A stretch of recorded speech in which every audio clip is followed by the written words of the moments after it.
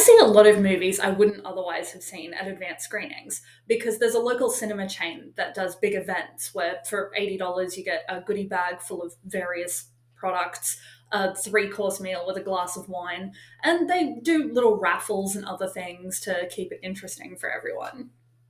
This was my first meaningful exposure to Colleen Hoover. I knew of her by reputation, but I hadn't actually read any of her books until the advanced screening of It Ends With Us was announced, and I thought I'd better come prepared.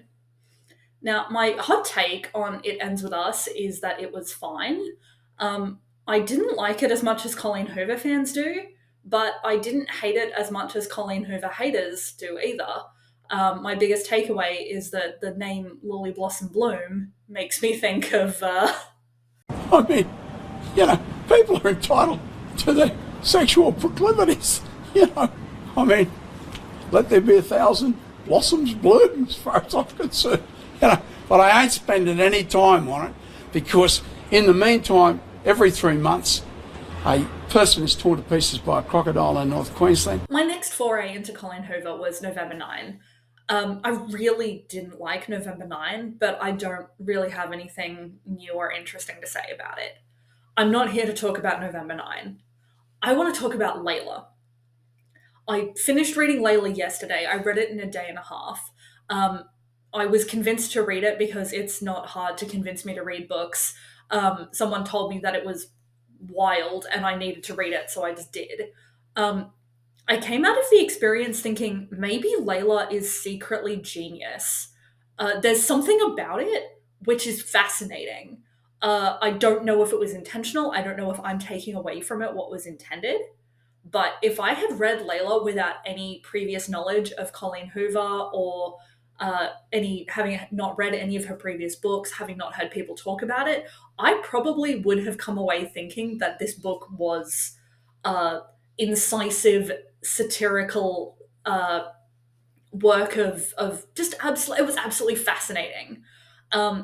I can't really explain why without going into great detail about spoilers. So please note from this point on, I will be spoiling the entire book, but I hope you'll come with me on this journey because I did a very brief Google, trying to see if anyone else was talking about this. I'm not saying no one was. I'm not saying that I have some unique take that no one has ever seen before, but I couldn't find anything on a quick search. And given how much it jumped off the page to me that I was convinced that this is what I was reading, I was genuinely surprised to see that it just wasn't really it wasn't at the top of the line for everyone else as well. So I hope that means something. The book opens with the narrator telling us that he has Layla tied to a bed with duct tape over her mouth while he's downstairs being interviewed by a detective. We don't know why he's doing this. We don't know who the narrator is and who Layla is. We don't know why this detective is interviewing him. It's an interesting start. It gets us right into the action. After this, we cut back to the story of who our narrator is and how he meets the titular Layla. He's a wealthy musician who's a member of this band that he doesn't enjoy being in. He meets Layla while he is performing a gig at her sister's wedding. Layla's a classic manic pixie dream girl. She's quirky. She tells him that brunch is the most dangerous time of day. She dances terribly and says later that she was doing it because he looked like he was dying inside and she wanted to entertain him. They fall in love, they have sex, they stay in the B&B together for days. Layla moves in with him afterwards, more or less anyway. She doesn't want to go home to her family, so she ends up just staying with him indefinitely. But after he posts her picture on social media with him, his ex-girlfriend turns up and shoots them both. We get glimpses in some of these flash forwards back at the interview and Layla being tied up that there's some missing information about the shooting that we haven't been told yet, but we don't yet know what it is. It's building some more tension. What isn't he saying? And how did we get from Layla as this perfect woman to her being shot to her being tied up upstairs? After the shooting, Layla has some brain damage. And has experienced some really significant trauma, both physically and mentally. She's having gaps in her memory. She's becomes very obsessive about her weight and calorie counting. She is, he catches her punching a mirror because she's so distressed by her own reflection, or at least that's his best guess as to why she did that. He takes her back to the B&B where they first met, hoping that this will, help things, and he has the intention of maybe proposing to her. He's bought an engagement ring and doesn't yet know if he really wants to go through with the proposal yet, whether he wants to do it now, whether he might hang on to it for a bit longer. But back at the B&B, weird things start happening. Things are moving when no one's in the room. His laptop closes on his hands while he's working. He orders a video camera to secretly record what's going on to try and catch any supernatural activity. And what he sees is Layla getting up in the middle of the night, staring directly into the camera. And then when Layla isn't even on screen anymore, the camera turning itself to face the wall. So there's definitely something going on, something that isn't quite natural. At this point, I had 3 theories about what was going on. 1, there's a ghost in the B&B. 2, Layla has supernatural abilities and is somehow doing these things. Or 3, the narrator is hallucinating the events and Layla isn't even alive anymore. 2 pages after I voiced these theories, we find out that there is a ghost in the B&B named Willow. So much for my predictions, I guess. But gradually, Leeds falls in love with Willow. She possesses Layla and makes her body get up and hang out with Leeds, and they fall in love. Eventually, he even kisses her.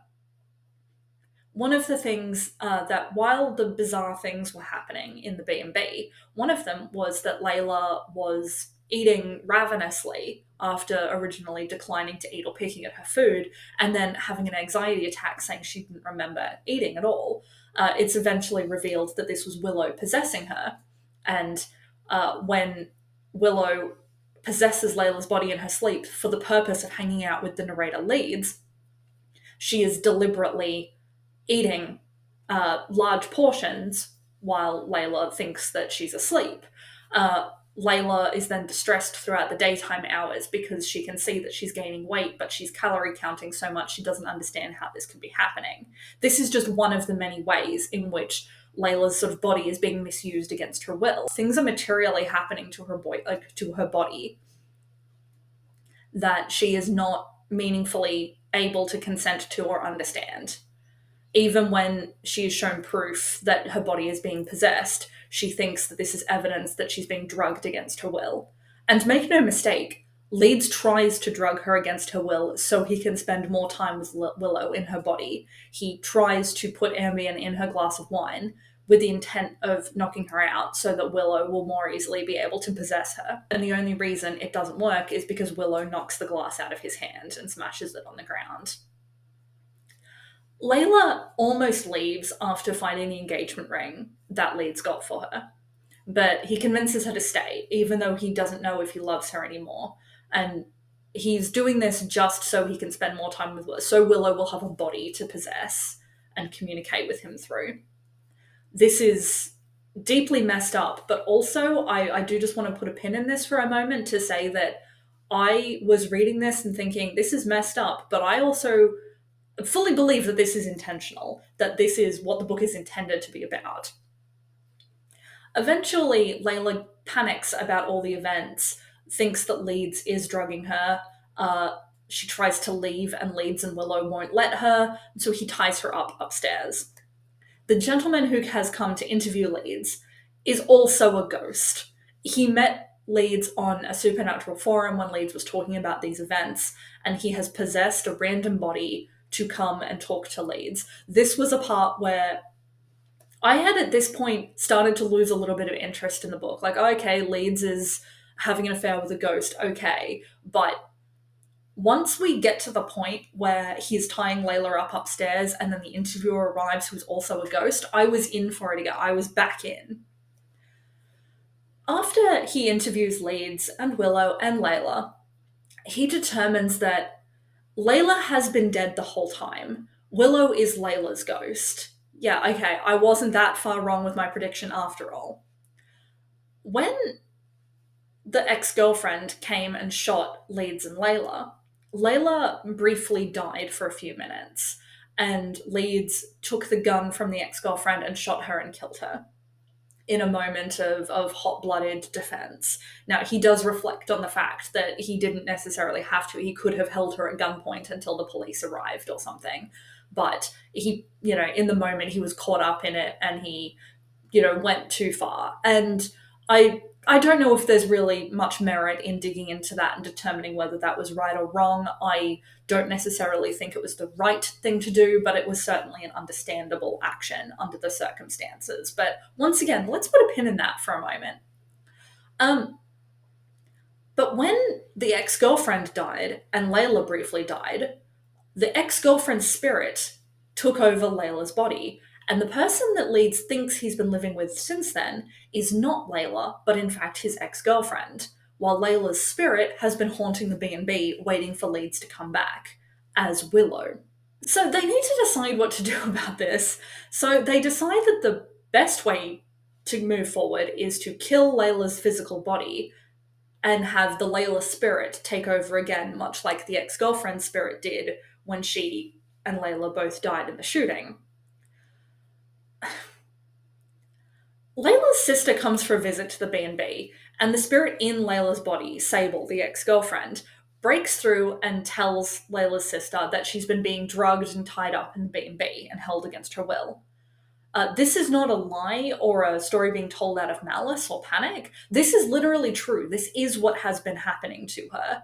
In order to have Layla possessing the body for as much as possible, she's been being tied up and drugged whenever Layla is not physically possessing her. But Layla's spirit takes over the body again and plays it off as a messed up joke that the brain injury makes her say things that aren't funny. Okay, I don't know why the sister believes it. She clearly doesn't believe it entirely. She's, dubious at best. But Layla determines that this slip-up means they can't wait any longer and he needs to kill her tonight. So he does. He drowns her in the pool outside. Layla's sister can see the defensive wounds on Leeds' body because obviously the spirit of Sable in Layla's body didn't want to die. She knows that Leeds, on purpose, drowned Layla. The book ends with Layla waking up in hospital as the real Layla, asking to see Leeds again, and then Leeds and Layla run away together to Montana. This, the fact that Layla's sister clearly knows that something isn't right, that this man has been physically abusive towards her sister, even though she doesn't know the supernatural reasons why, that's kind of left hanging. We don't know what becomes of that. The epilogue is Leeds and Layla living together in Montana, having had no contact with the sister since then. So the thing is, when I say that Layla's sister has every reason to believe that Leeds is an abuser, I mean, he is. He has been abusing her. He tied her to the bed and duct taped her mouth shut to keep her keep her from running away before he knew that there was the spirit of his ex-girlfriend in her body. He does, in fact, physically drown her. He holds her underwater and drowns her while the Sable spirit is fighting back and doesn't want to die. Not in a hot-blooded moment like with the shooting, but deliberately and purposefully. And all of these factors together mean to me that Layla reads like a metaphor rather than a literal supernatural story. Layla is Leeds' perfect woman, but after going through a serious traumatic event and acquiring a brain injury, she acts different. She's struggling to piece together memories. She's reactive and snappish. She's highly anxious. She develops symptoms of an eating disorder. She goes through periods of being headachy and tired. And Leeds responds to this by falling in love with a ghost. The ghost that wants to gorge on pasta and is fun and quirky, like Layla was. Yes, in the narrative of the book, this is because the physical girlfriend is now the spirit of his murderous ex. But even though that's narratively and literally what the book is about, it never once felt to me like that's what the book was about. It feels like the narrative of a man whose girlfriend experiences complex mental health symptoms following trauma and brain injury, and he becomes abusive, trying to force her to turn back into the girl that he remembers. the falling in love with a ghost, in the way that I interpreted this book, was a metaphor for him remembering what she was like beforehand and using violence to try and return her to being that person. And I really enjoyed reading that. I thought that this was a fascinating and incisive commentary. Was fascinated by this fucked up little man. This book read to me like a modernization of the yellow wallpaper, but from the man's perspective. Keeping in mind that every sign that we have of Layla actually being Sable could easily be explained as a mental health symptom or a physical brain injury symptom. The fact that Sable is not able to reach Layla's memories as naturally as Layla is could easily be a symptom of her brain injury. The fact that she develops an eating disorder could be a way of exerting control over her body as a trauma reaction after a near death experience. And although the book is telling it through this lens of being supernatural, I need to draw attention again back to the fact that Leeds started behaving abusively towards Layla and misusing her body to interact with the ghost and tying her up and treating her in an extremely abusive way before he had any reason to think that there was someone else's spirit in her. By this point, of course, he knew that there was a ghost, but he didn't know that Layla's spirit was anyone other than Layla. And so to me, this reads very intentionally like a story about a man who doesn't know how to engage with his girlfriend's mental illness and is doing so in a way which is highly inappropriate, traumatizing, and abusive. And I don't know if that's what Colleen Hoover meant to write. I genuinely don't. I would like to think that because this leapt off the page to me. It seemed so apparent to me that that's what I was reading that I don't think I would have thought twice about it.